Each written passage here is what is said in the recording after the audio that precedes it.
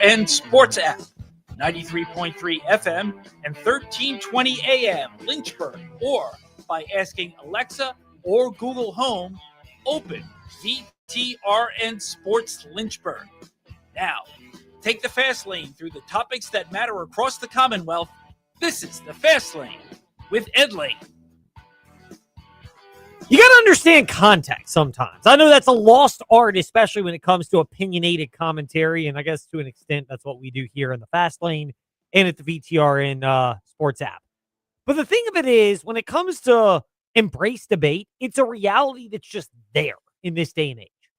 The latest example is something that came out, I don't know, honestly, I guess it was a couple of days ago. I don't really, to get my usher on for a moment in the Fast Lane, by the way, just to really provide even more context to it. When I'm looking at social media, I rarely keep up with these entities in no particular order. Skip Bayless, Stephen A. Smith, any of the other opinionated TV hosts that are out there, Get Up, Speak, whatever it may be. And if you're a regular personality on it, you're not my cup of tea. Same thing with Gasp if you like politics. MSNBC, CNN, and Fox News. To me, it's all the same. It's all panel discussions. Everybody takes one side. There's no level of nuance. There's absolutely no willingness to say, I don't know, or I was wrong. Or in the spirit of how they view it, I don't know, or I was wrong. Might as well beep it out because to them, that's like cursing. So the latest example comes from something I guess that was said the last couple of days. In light of the Jacksonville Jaguars' recent struggles, Sunday, they got waxed 35-7 by the LA Rams in a game that you heard on the VTRN Sports app and maybe did what Trey or TJ suggested. I think it was TJ. Got to give credit where it's due. But TJ Friday in the Fast Lane. And guess what? We keep receipts. Where he suggested if you're in church, put the little earpiece in and listen to that early morning game while you're at church. Not my thing, but hey, I don't fault anybody for doing that. I like to be undistracted and then just trust that if I have a bet on the game, which I didn't, or if I have a rooting interest in the game, Eagles don't do that this year, then guess what? The outcome will be in my favor when I come out. You know, maybe a little extra prayers going up during the prayer session at your respective church service. So I don't know. But it was a bad outcome. 35-7. And Skip Bayless has chimed in because, you know, when you have opinions, you just chime in on things when you, quote, genuinely believe them, end quote. Maybe subconsciously you also know that you genuinely believe stuff that is bombastic opinions is going to generate a reaction, and the people are going to be compelled to chime in on, even if it really doesn't make a lot of sense, but you stick to your guns because that's just what you have to do. I say that with the tone to mock how that whole setup works. So Skip Bayless has chimed in that he's got the theory that Travis Hunter is bored with the Jacksonville Jaguars. I'm not going to play the soundbite because I don't want to do it justice. But he's bored, which is why he got baptized before their game against the Seahawks a week or so ago, and that's why they lost that football game. That's asinine. Look, first of all, I would not personally get baptized before an event. I will admit this, by the way, in the Fast Lane, humble brag moment. The best 5K that I ever ran was a 5K on a Sunday morning, and literally when I crossed the finish line, I had to go get, it wasn't communion. What's the, confirmation. There it is. I should know since I go to St. John's Episcopal every week, and it was the site of our TrostLaw.com fast take today. But it's confirmation. I had to go to confirmation. And I literally ran the fastest 5K that I'd ever run, ran straight through the finish line. Sorry, award ceremony. Can't accept that. I've got a better one, confirmation, coming up a little bit later. So I ran through the finish line and literally back to the car to go get confirmed. So maybe it helped. But in no way, shape, or form did it serve as a distraction. If anything, that moment of my connection with my faith gave me a little extra focus and juice and energy that I would not have. I think you could easily make the argument that Travis Hunter is not having the rookie season people expected, partially because, look, let's keep it real here in the Fast Lane. It's the Jacksonville Jaguars. Like, they're going to find a way to botch things and screw things up. Like, there are certain franchises in sports and in football where they might make the playoffs here and there, but they generally do not earn the benefit of the doubt.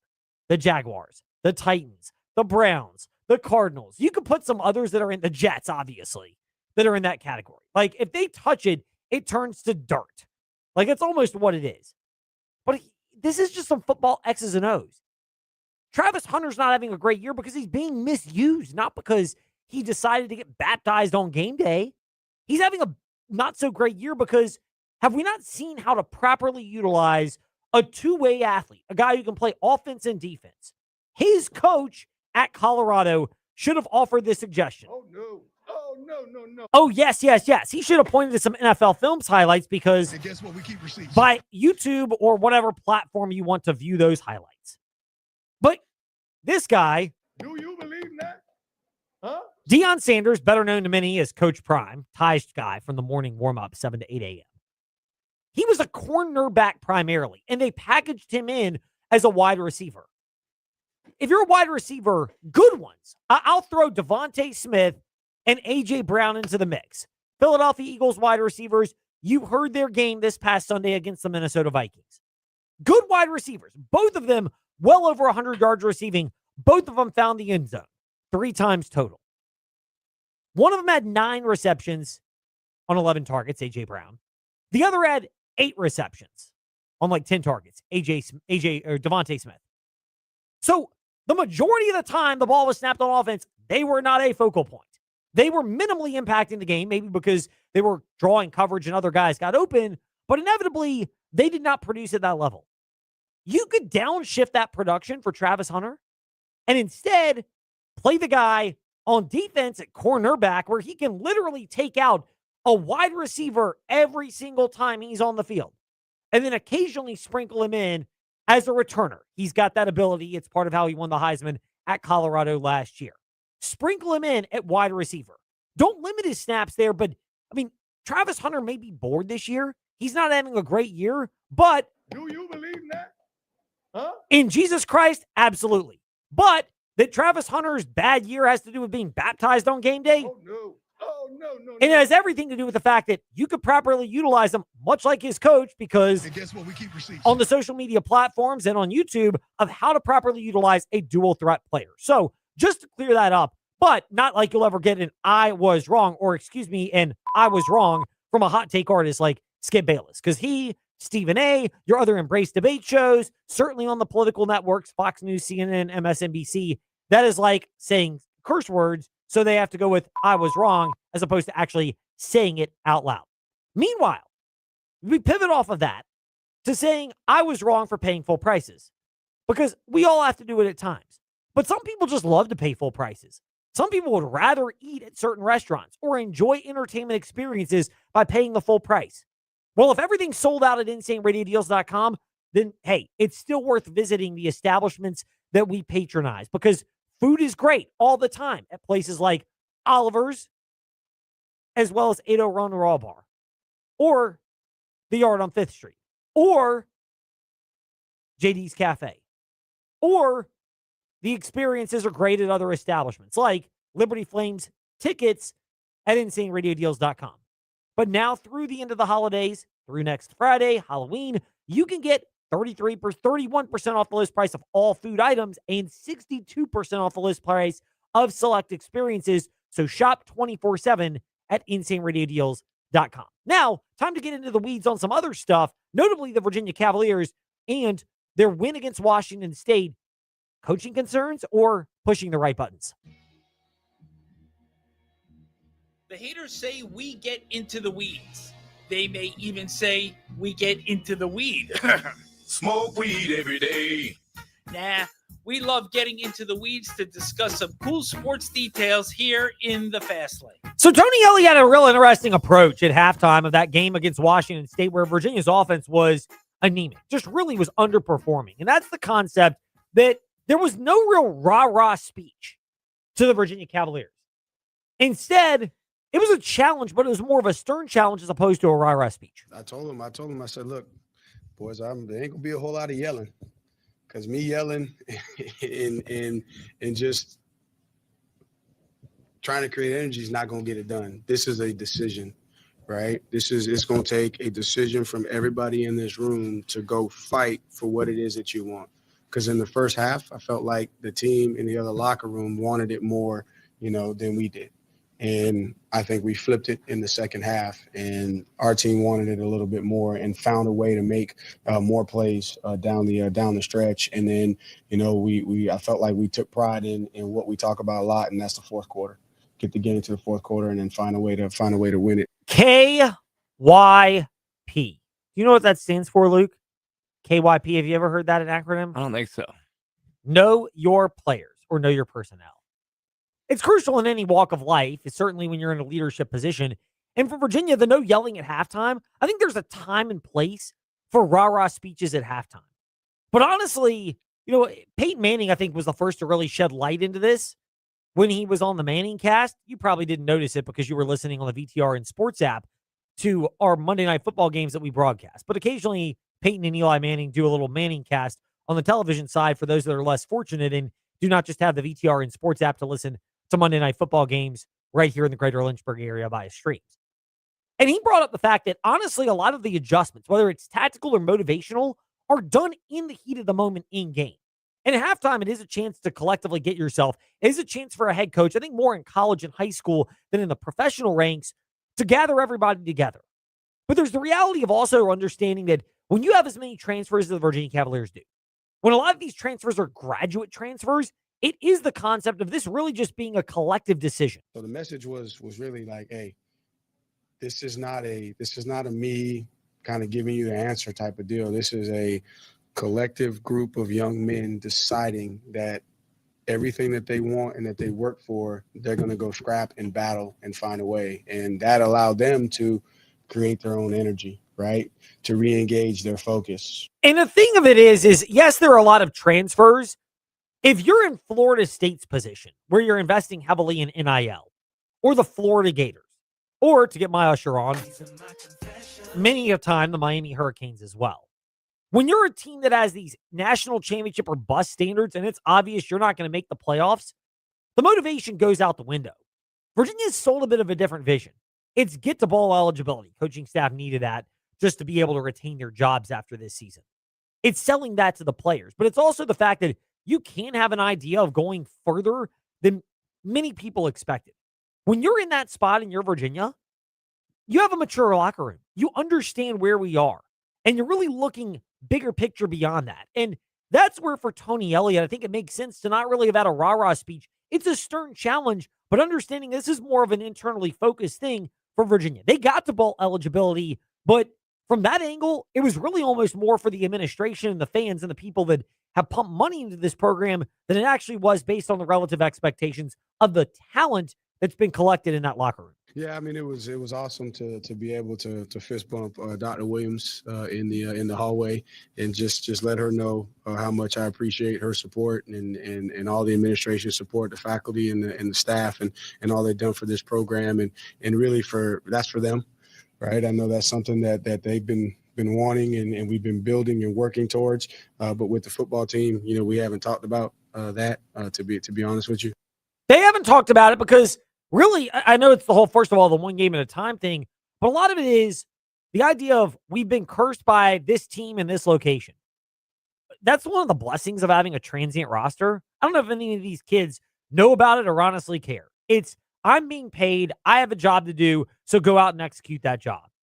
And for Virginia, it's how you can have an internal level of focus that's really not on the concept of bowl eligibility. 2 weeks. We didn't discuss it, man. We just focusing 1 week at a time.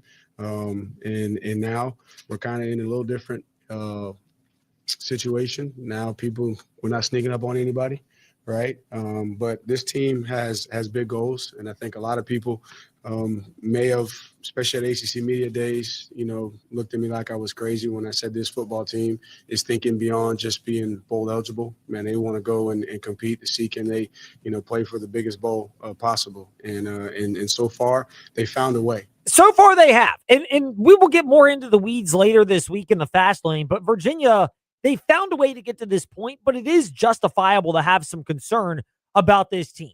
They look sluggish in the first half.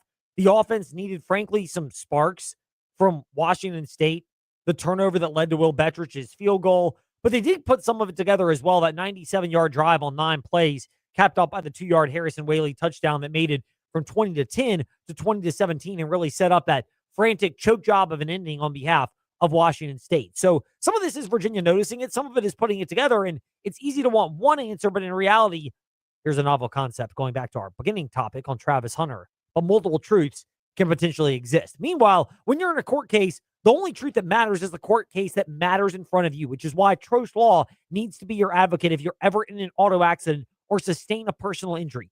They can help. 777-HURT and TrostLaw.com. They'll sit down with you and discuss whether you have a case or not. I encountered an acquaintance of mine who thought he had a case, but frankly, the folks at Trost Law weren't so sure. So they were happy to sit down with this person, get to know this person's story and situation, and then offer the right level of advice. That's how they work. They're not going to take your case just to take the case and rack up legal fees. They're going to take your case because you have a legitimate case, and they are there to fight for you. That is the honest approach from Trost Law at 777-HURT and TrostLaw.com. Now, speaking of the Virginia Cavaliers, where are they picked? We get to that right now in...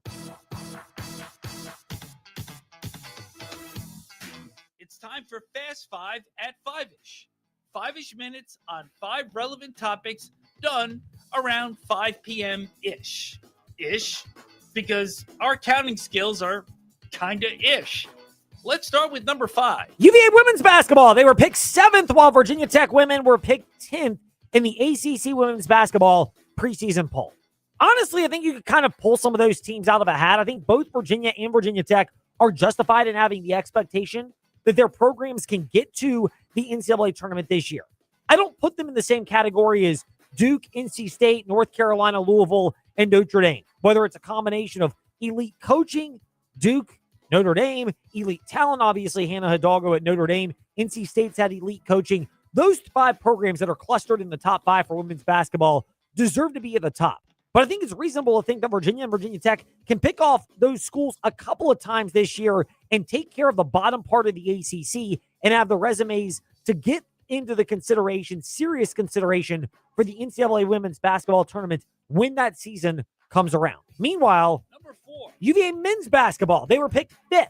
Virginia Tech were picked 12th in the ACC preseason poll. Duke, Louisville, Carolina, and NC State were the top 4 teams in the men's basketball poll.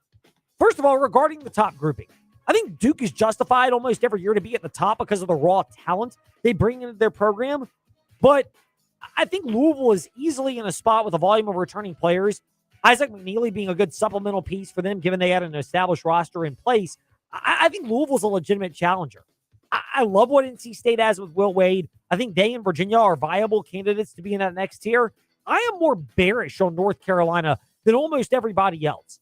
If things go south there, I put them in the same camp as Florida State football, Florida football, other programs with big NIL war chests, Villanova basketball last year, where you invest financially, and when things go south and it's obvious the coach may well be on his way out, Hubert Davis is on the hot seat at North Carolina, that it goes south, and all of a sudden this North Carolina team that right now is picked to be in the top 5 of the ACC, I'd peg them closer to maybe 10, 11, 12. And it's not that Carolina's ceiling can't get them into the top 5. It's that I don't think Carolina will be a high-end ACC team. And as the losses and pressure mount, I think they fall a little bit further. I like Virginia and NC State. I think they're in a great spot where both programs have coaches that are perfect fits for them. If Odom was at NC State and Wade was at Virginia, it might be fun and entertaining from our perspective, but honestly, it just doesn't seem like it would be the viable fit. Virginia Tech, 12th in the ACC preseason men's basketball poll.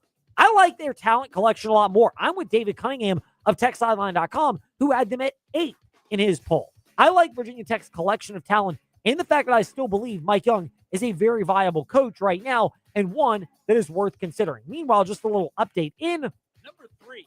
UAB fired Trent Dilfer last week. That slipped between the cracks after the onerous buyout of $49 million from Penn State to James Franklin, second highest after Jimbo Fisher's $76 million buyout from Texas A&M. Then, over the weekend, Jay Norvell at Colorado State, he was fired after, obviously, the bigger name of Billy Napier at Florida.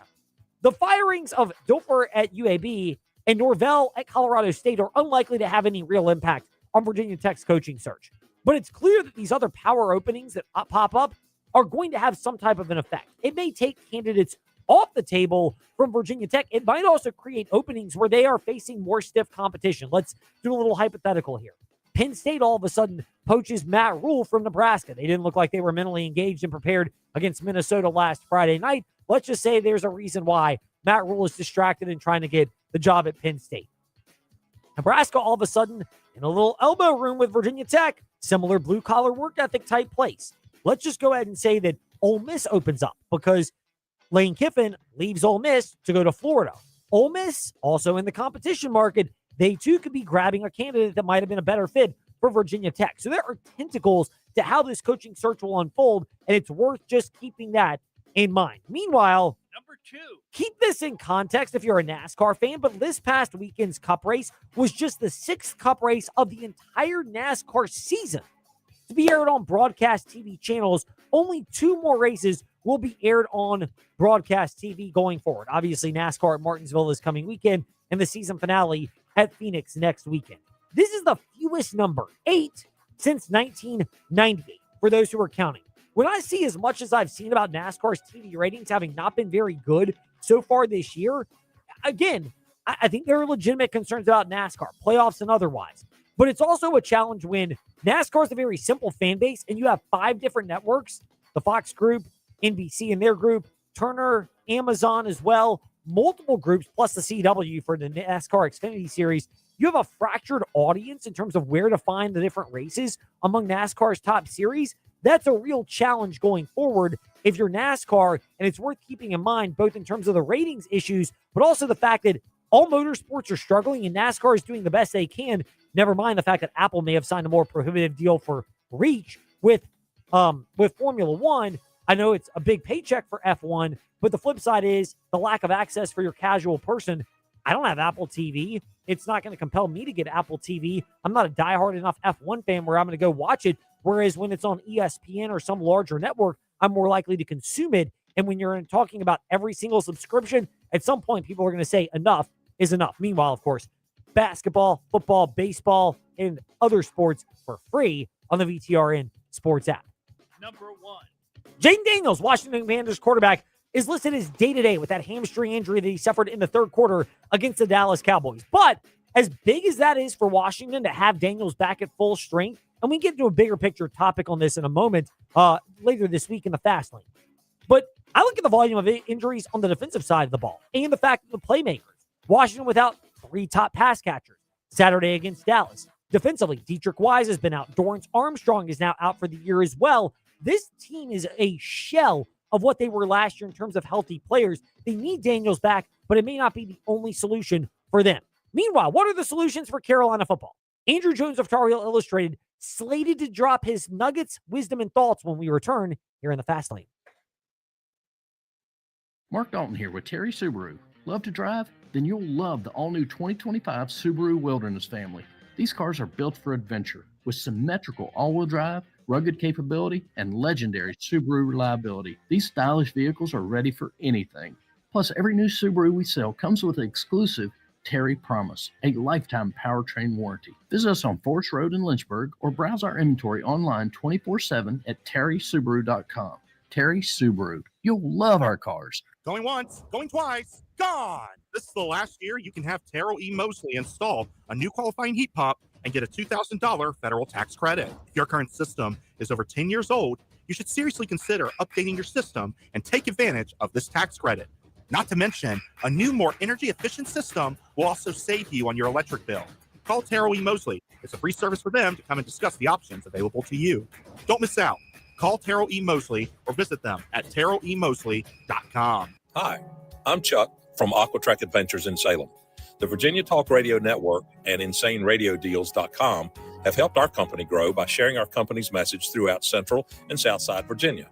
The gift cards and experiences sold on InsaneRadioDeals.com have brought us many new customers. If you're a business that wants to grow with a message that resonates and gets results, I highly recommend InsaneRadioDeals.com and the Virginia Talk Radio Network. Simply put, it works. Yummy. Looks should not be deceiving, especially when you place your order. Now under new ownership and newly staffed, Oliver's on Rivermont has a guarantee for you. What you see on the menu is what you get in every order. It's the same great-looking Oliver's on Rivermont, now with new additions like pork chops, ribs, and pasta sticks. And the new chef is the master of consistency, so what you order is what you'll get every single time at Oliver's on Rivermont. The more you listen to your kids, the closer you'll be. So we asked kids, what do you want your parents to hear?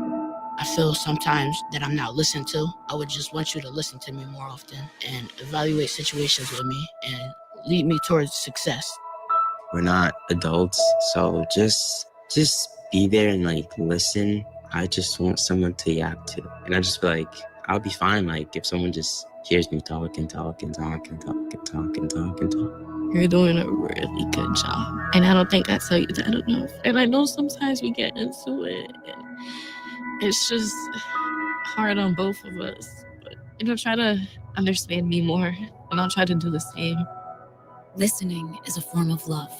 Find resources to help you support your kids and their emotional well-being at sounditouttogether.org. That's sounditouttogether.org. Brought to you by the Ad Council and Pivotal. VTR in Sports, powered by ESPN Radio. The games play here. Starting this Friday with college football, as the Virginia Tech Hokies host the Cal Bears, with coverage starting at 5:30. Then an SEC doubleheader on Saturday, starting at 3 p.m. with Alabama taking on South Carolina, then Texas A&M taking on LSU. Catch all the big games on VTRN Sports, 93.3 FM, 1320 AM, the VTRN Sports app, and stream on your smart speaker. Open VTRN Sports. Hi, I'm Zach Mackey, the voice of Virginia Tech Hokies men's basketball. Start jumping. This is your home for the Hokies. VTRN Sports, 93.3 FM, and the VTRN app. Step into the Fast Lane 24/7 at Trey Lyle VT and Fast Lane Ed Lane on Facebook, Twitter, Instagram, YouTube, and wherever you listen to podcasts. Now, back to the Fast Lane. So Bryson Howard, the 5-star, committed to Duke earlier today. What is new in college basketball? And we're saying that sarcastically because North Carolina, Kentucky, and everyone else, Duke almost seems to get all the 5-star players that they want. And sometimes it's good enough to get them to the Final Four. Last year with Cooper Flagg, it was. Other times they're on the cusp, and I'd imagine at some point they'll break through. But I personally believe part of college basketball is getting old and staying old. So if you don't have that level of supplemental players and maybe even making them a base, there's a limited upside to what you'll actually do. But it raises an interesting question. And it's a perfect time to bring in Andrew Jones of Tar Heel Illustrated and Tar Heels 247. Andrew, please, first of all, I have got to commit something to the virtual swear jar for getting that one wrong. Tar Heel 247's Andrew Jones with us in the Fast Lane. We hope you don't give us the dial tone or the dreaded X and instead accept that level of forgiveness. I have a whole lot of forgiveness in my heart for you, and you know that. I appreciate that. It's nice. Meanwhile, we'll get to Carolina football in a moment.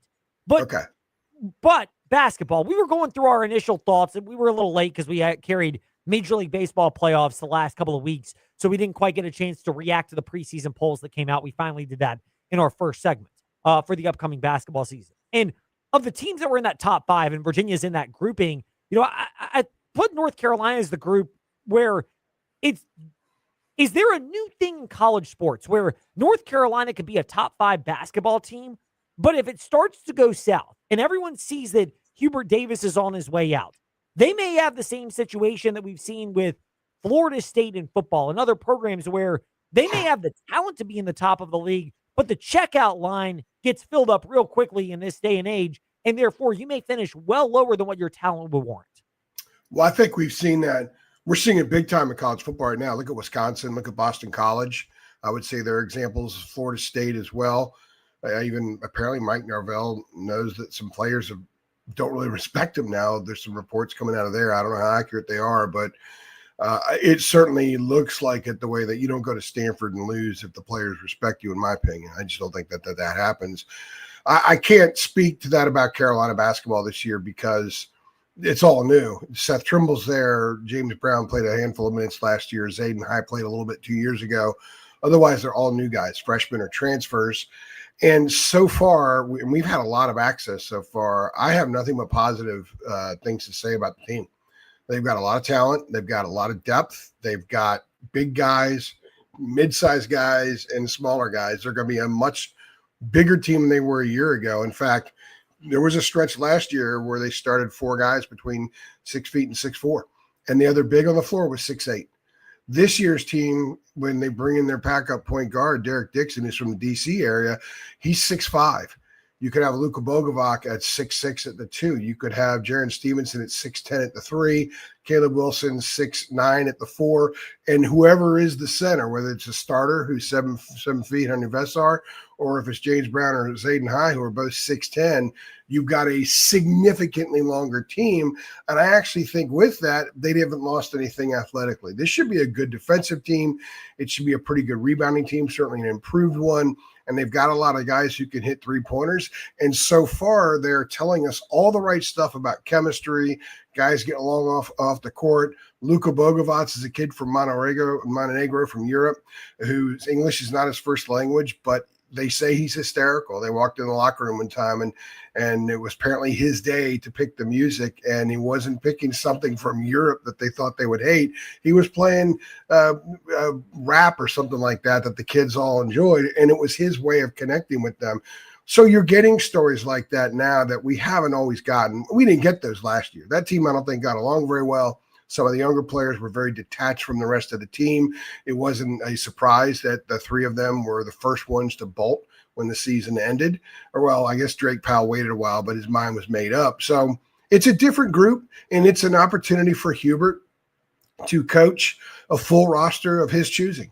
RJ Davis is gone. There are no more Roy guys there. So this is on Hubert. There is I wouldn't say it's a warm seat yet. They got to play Kansas. If they play Kansas the second game of the season, November 7th. If they lose to Kansas at home, the seat will be warm. And you're seeing a result of that somewhat on the recruiting trail. People are recruiting against them because they are telling recruits are being told Hubert's lame duck. So we'll have to wait and see. But there's a little something to what you're saying there, Ed, but we got to wait and see it play out and see if that happens. Andrew Jones of Tar Heel 247. We mean it when we say friend of ours here in the Fast Lane. Andrew, you used a lot of great buzzwords / phrases. Access, chemistry, getting along.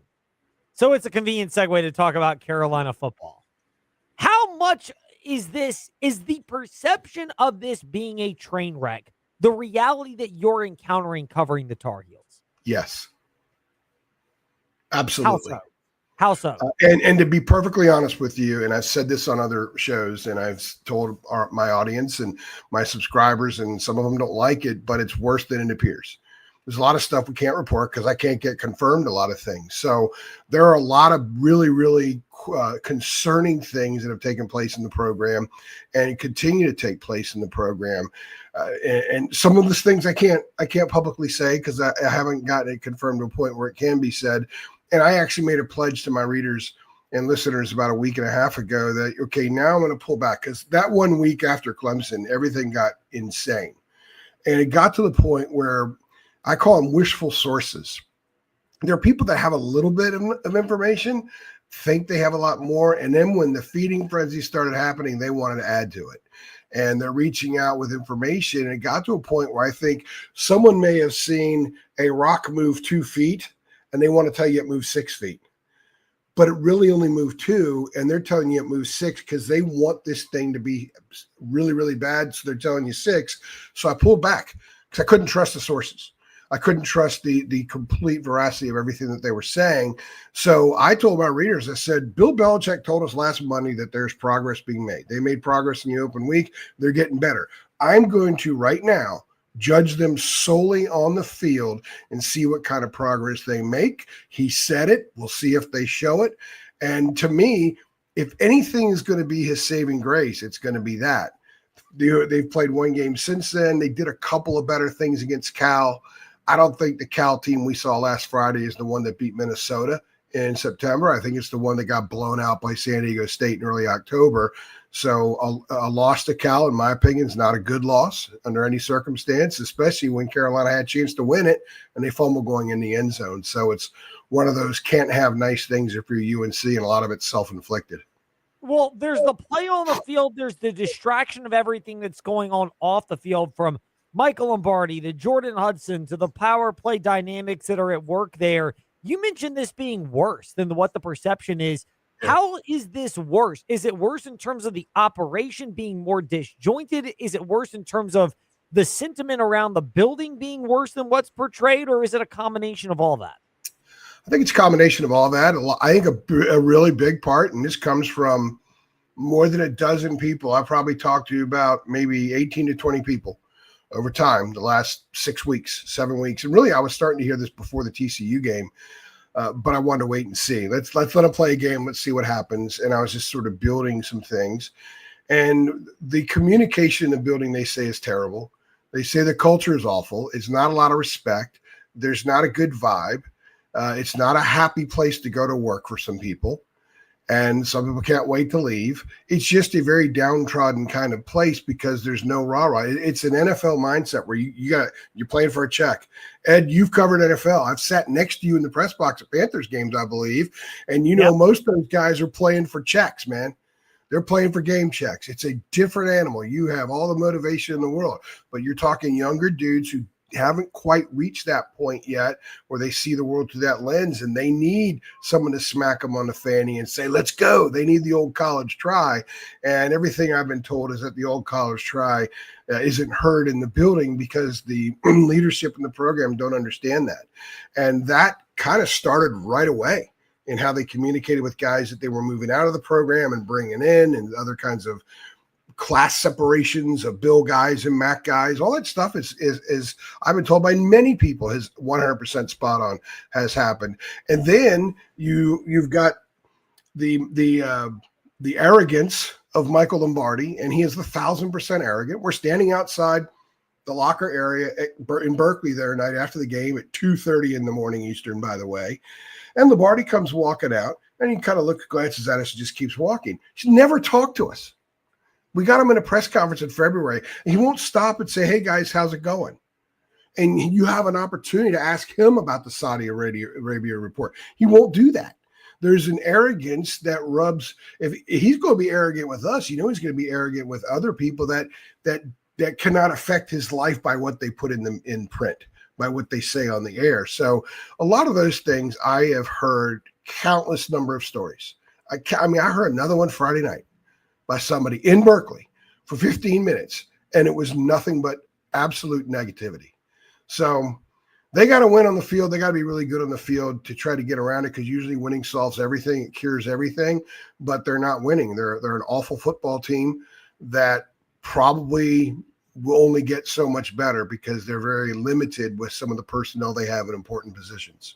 I mean, it's amazing to think this is where they are, and now Virginia's going to North Carolina for a noon kickoff this Saturday. And I don't even know if the X's and O's part of that game is the story as much as all the distractions around North Carolina and where they are. You mentioned the arrogance part. I mean, Lombardi comes out at the very beginning of the year, 33rd NFL team, and then setting expectations. Did they misjudge the talent on their roster? Did they just think they were that good that they could coach around the lack of talent on this roster? Where did it go wrong to the point where what they presented and promised is a far cry from reality? I have to be fair. So I have to defend him on the 33rd NFL statement, simply because they didn't say they were going to have the best team in college football that would be the 33rd best in the NFL. It was more operational, how they were going to do things, everything from how they slept, how they ate, how they monitored things, how they watched film, how they broke down practice film, the conversations that they would have during the week, every nuance of the way a football operation should be run. That's more what he was referring. But where that got significant pushback, and this is really what started the most recent inferno. It was, I guess, the week before Clemson, he sent a letter to a bunch of donors and told them it was a rebuild. And we're going to bring in 40 freshmen and this and that. And the very same donors they got money from, because you don't hire Bill Belichick at 73 to rebuild. You hire him to splash. You want Curt Cignetti, right? You want something like that. You want what's happened with Clark Lee at Vanderbilt. If it can happen at Vandy in Indiana, it sure as hell could happen at North Carolina. That's what people thought they were buying. And then he comes back and says, this is going to be a rebuild. And it really annoyed a lot of people. It pissed off a lot of people. It was head scratching for us in the media who were trying to cover the program based on performance and based on what they say. And now suddenly they're sort of changing the rules a little bit on everybody. And that was not received well, especially when you look at this. One of their excuses now, and some people who give excuses for why it hasn't worked or it's taken time, they got 70 new players. Well, they have 73 players on the roster right now. They're on scholarship that have eligibility for next year. So if you're bringing in 40 freshmen and they have 36 committed right now for the class of 26, okay, if you bring in 40, that puts you at 112. That means you're already 7 over the limit, and that doesn't include bringing in transfers. And they're going to bring in 30 transfers. So that means they bring in 70 new kids again, and they're in the same boat next year. That is not even if people bought into a rebuild, that's not a rebuild. That's a start over in year 2. So I think that all of those things added up, and then you throw in the extracurricular junk about Jordan and everything else. And Jordan's name doesn't really come up around here, except around people who want to sensationalize, because I don't think that she's been that big of an issue from a football standpoint. But she is from a chatter standpoint because she's everywhere. I mean, Berkeley the other night was the first press conference she hadn't been in for a post game. She's in all the other ones. And the lack of awareness, that speaks to the lack of awareness, because you would think they would just pull her aside and like, don't be part of the story. Let's get rid of some of this clutter and make it about football, and don't give people all these other things to hack us about. But they haven't gone about it that way. And that, again, speaks to the arrogance. I think the arrogance and the unawareness, the lack of awareness, are both hand in hand. And what you see is a 2-4 football team that is really, really bad in almost every manner, although they've gotten a little bit better against the run defensively. They made a little progress there. But otherwise, they're not a good team. They don't play with a great spirit. They look slower than they should sometimes. We don't see in-game adjustments from a staff, which I thought was a guarantee coming in. Like I said, look, if anything, I'm looking forward to seeing these brilliant dudes make in-game adjustments. We don't see it. We don't even see a change of splits on the offensive line. So it's very confusing to a lot of people who didn't have super high expectations, but had some in terms of things being buttoned up and more polished. They just aren't. It's just loose ends all over the place. Yeah, that's part of it, is you're just sitting there going, wow, what in the world are we getting into? And that's where North Carolina happens to reside with football right now. And who would have thought they're a 9.5-point underdog to Virginia this coming Saturday? Andrew, we'll wrap it up on your projection for this game. Does Virginia's offensive woes that they've had and their inconsistencies the last couple of weeks, can Carolina exploit that and make it close like they did against Cal? Or is this a spot where Virginia can maybe jump on them early, and if that happens, you watch out for the checkout line for Carolina players' interest in the game? Yeah, the checkout thing, we saw that against Clemson, by the way. We saw by this defense, when it gives up a couple of chunk plays, you could see body language change. That didn't happen against Cal, and to their credit, there was a fumble in the first play. Cal took it in a few plays later, and you thought, man, Tar Heels are going to get blitzkrieg tonight, but they didn't do it, although I think Cal was a lot responsible for that. I think Saturday completely depends on the Wahoos. Completely depends on the Wahoos. The last 2 games they won, at Louisville, home against Washington State, games they were very fortunate to win. I was flying back from Berkeley, I was following the Washington State game on my phone on Gamecast, and I had a sense that they would find a way to win. Because just in watching them and paying attention to how things are so different there right now than they've been, they just kind of have something, dust has been sprinkled on them that they're going to find ways to win these games. But the dust runs out. You can't live on dust forever. And this would be sort of the same deal as 2 years ago when Carolina was undefeated. Virginia came to Chapel Hill. Mac Brown talked about his team, don't eat the poison cheese. And they gorged on it, and Virginia beat them that night, it was a night game, and ruined the season. And it was downhill from that point on for Mac Brown. UVA cannot allow that to happen. How does UVA handle success for the first time in a while? They're ranked 16th in the country. They're a 10-point favorite to win in Chapel Hill, and it probably should be more than that, but maybe some of the recent offensive woes or why they aren't. I have a hard time believing that Virginia is going to find a way to lose this game. And I say it that way because I don't think Carolina can outplay them. Virginia's going to have to beat themselves on a lot of different ways. Special teams, defense is going to have to get caught in some bad situations with some bad communication, and offense is going to have to stink in order for Virginia to lose this game. I don't think all three of those things will happen, and because of that, at the minimum, the Wahoos will match the spread, but I think the Wahoos will probably significantly pass the spread.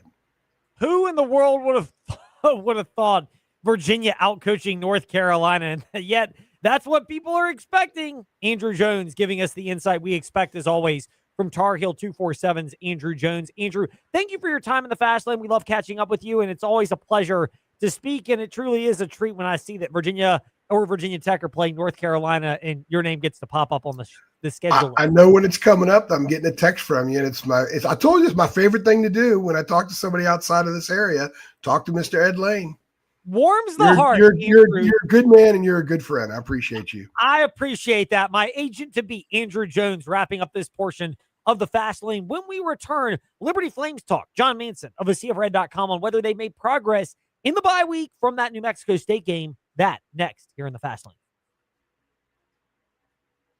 At the Used Car Superstore on the Sheeler All right, buddy. Motor Lot. Shop local and save more with exceptional service and selection. Your search stops here with over 900 pre-owned vehicles to choose from, plus a huge selection of new car brands in Southwest Virginia. Honda, Hyundai, Toyota, Subaru, Kia, Chevrolet, Mitsubishi, Chrysler, Dodge, Jeep, and Ram. 11 new car brands, 900 used vehicles, all in one location. The Sheeler Motor Mile gives you more choices with pre-owned cars, trucks, vans, and SUVs. Many have miles in the teens, remaining factory warranties, and some are even local one-owner vehicles. More than any other dealer in the area, plus exceptional service, selection, savings, and financing options, and top dollar for your trade. Volume selling means volume pricing, and we've got the volume with 11 new car brands and over 900 used vehicles, all in one location. And we're proud to support our local schools and community. The Used Car Superstore on the Sheeler Motor Mile, your premier car dealer, locally and family owned for over 50 years. I-81 exit 118C in Christiansburg. Call 866-SHEELER1. Always open at Sheeler.com. Get ready for the Star City Half Marathon, 10K, and Kids 1 Mile Run, happening Saturday, November 22nd. Participate in one of the region's longest-standing running traditions, showcasing the Greenway and an after-party featuring Roanoke's favorite foods, beverages, and music. Every participant gets a race shirt and a finisher medal. Don't wait to sign up. Register today at commonwealthgames.org/Star City. It's the Star City Half Marathon, 10K, and Kids 1 Mile Run, brought to you by Virginia Amateur Sports. In most things, it's hard to go from ordinary to extraordinary. It's easy with your home or business. Call the Concrete Wizard and transform your place into an extraordinary space. If you're tired of looking at unsightly concrete, then bring light to your old surfaces. Call the Concrete Wizard for free design consultations, free estimates, and fast professional concrete resurfacing. And visit theconcretewizard.com for ideas from other before and after photos. Considering buying life insurance? Then ask Andy, your local Erie family life agent. Andy Matthews has been selling life insurance for 33 years, right here in Central Virginia, and has been a great sponsor of JF Athletics. Many Virginia families have Erie Family Life as part of their insurance portfolio. Look for the Andy Matthews Agency, located on Waterlick Road, right here locally, and not just an 800 number in some unknown office. With over 33 years of experience, Andy Matthews is your go-to agent for life insurance. Halloween isn't here yet, but that doesn't mean you have to wait till the day of trick-or-treating to go out and have fun. Because we have scary, fun experiences for you at 62% off at InsaneRadioDeals.com, brought to you by VTRN. That's right, folks. We're doubling the love at 62% off list price items like Star City Half Marathon, Liberty Flames tickets, Rise Up Climbing Day and month passes, and Aqua Trek Adventures. All this and more now to November 3rd on InsaneRadioDeals.com. The Virginia Talk Radio Network is our Lynchburg-based group with 8 over-the-air AM and FM radio stations and streaming platforms, featuring news talk, sports, and classic hits. Last year, we started over 900,000 digital streams to your CarPlay, smart speakers, and smartphones. This year, we are going for over 1 million streams. When you run a commercial from us, it plays on all of our platforms, including over 1 million streams. No Lynchburg-based group reaches more people. If you haven't advertised with us yet, advertise with us now. Call Melinda for more information and play your message on our 8 over-the-air radio stations and over our 1 million digital streams. the Virginia Talk Radio Network, and Rewind 1039. We play everywhere on every device. Call Melinda today, 434-534-6100. That is 434-534-6100. Hey, gang, this is Bud Foster, former defensive coordinator for the Virginia Tech Hokies. You're listening to The Fast Lane with Ed Lane and Trey Lyle. Join the chat at Trey Lyle VT and Fast Lane Ed Lane on Facebook, Twitter, YouTube, and Instagram. Progress. The Jets Have they made progress? We will ask that question right now. John Manson, a CFRed.com Liberty Flames reporter, back with us once again in the Fast Lane. John, great to be speaking with you. Last week, it was over at the Liberty Indoor Practice Facility. Then Liberty managed to pull out a game against New Mexico State where they got special teams plays. Their offense was able to somehow put together a big drive at the end of the game despite not really doing much for the majority of that game. And their defense, not pretty, but hung in there just enough at the end. Is this progress for Liberty? What is your assessment of how they were able to cobble together a 30-27 win and got themselves to a 3-4 mark entering this week's bye? Well, after 4 straight losses entering conference play, you take any win, and certainly 2 straight wins, including the win at home over New Mexico State Tuesday night. It doesn't matter how they come as long as they come. And for the Flames, I mean, you continue, you stay within striking distance and within the hunt of the Conference USA Championship. And that's something we talked about a lot last week. Prior to that game is you just got to find a way to get a win, keep winning, and keep your bowl hopes alive, and also your chances in the Conference USA Championship. Obviously, a lot to work on, a lot that needs to improve, and Liberty's got 17 days between games, and hopefully they can start to make some progress in some of those areas. But we've seen special teams turn a corner each of the past 2 weeks, and even going back into the end of September. It's been the special teams that's kind of put Liberty over the top, and we've seen the defense do that at times as well too, most notably in the win over UTEP. So hopefully with the 17 days off in between games that the Flames can figure things out on offense. Ethan Vasco's back healthy, and we've seen some progress there in terms of the playbook being opened up a little bit more, and getting some other guys involved like a Jalen Coleman and Eric Smith. But let's see, what Coach Chadwell, offensive coordinator Willie Korn, and the rest of that offensive staff and offensive personnel can put together when they get back to the field, which is not until November 1st when they take on Delaware. John Manson with us here in the Fast Lane. John, a lot of questions, particularly about the Liberty Flames offense, despite the fact that it was a 30-27 victory, because a kick return for a touchdown, got one of those touchdowns, one of those collections of points, and then 10 more came on just muff punts that aided and abetted that situation. And then all of a sudden, Liberty turns in a 13-play, 92-yard drive for the winning score. I mean, where did that come from? Did that unlock something that Liberty needs, which may be not all the time with tempo, but maybe mixing that into this offense? Yeah, Bryson Gordon, who I know you have on occasionally, covers Liberty for the Lynchburg News and Advance. He and I were sitting in the press box next to each other. Somebody was missing that's normally there, but the two of us were talking before that last drive, and the offense was inept. I mean, you mentioned it, scored 30 points, and but going into that last drive, I mean, 17, as you said, came from special teams basically with the 2 muff punts and deep into New Mexico State territory, and then the kick return for a touchdown by Juju Gray. And other than that, the offense was not good at all, pretty woeful, to be honest. Ethan Vasco had multiple turnovers and just looked, like he was lost out there at times. And so I'm not sure where it came from, that last drive, 92 yards on 13 plays that put Liberty up. Maybe they need to, incorporate a little bit more no huddle and a little bit more tempo, as we saw some of that drive, more quick outs, quick 3-step drops and getting the ball out from Vasco. That, that does a few things. One, you don't have to think, right? Because, I mean, you're just immediately releasing the ball. And then 2, it also, alleviates some of the pressure on the offensive line, which, we've talked about that a lot this season. Is just, I think a lot of Liberty's offensive struggles starts up front. And, so there's ways to address that, and I think part of that is just quick passes, whether it's screen passes, quick outs, slant, whatever the case may be, just to get the ball out of the hand of your quarterback, Ethan Vasco, and it might also help him with some of his decision making, because it seems to be that a lot of his mistakes occur when he's forced out of the pocket or has more time to try to go through his progressions and digest what he's seeing from the defense, rather than just taking the snap and getting the ball. John Manson with us here from ASeaofRed.com and is joining us in the fast lane. We're talking about the Liberty Flames right now and where they are in particular on the offensive side of the ball. Ethan Vasco, you mentioned what he did on the final drive and having to get the ball out quicker and not have to think. How much of a concern is that for Vasco and for Liberty Flames fans? Because there were some spots as well in this game where there were just some real head-scratching interceptions.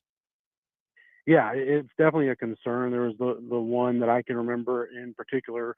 He threw it to his right. When he had some time, he went through his progressions. Nobody was there, and he forced the ball. I forget who the receiver was, but there was 3, maybe even 4 defenders in the area, and he kind of lobbed the ball over in that direction, and you knew right when it left his hands, only bad things were going to happen on that pass, and certainly it was intercepted. And he's also shown the tendency to take hits, some that you feel like he should be able to feel coming.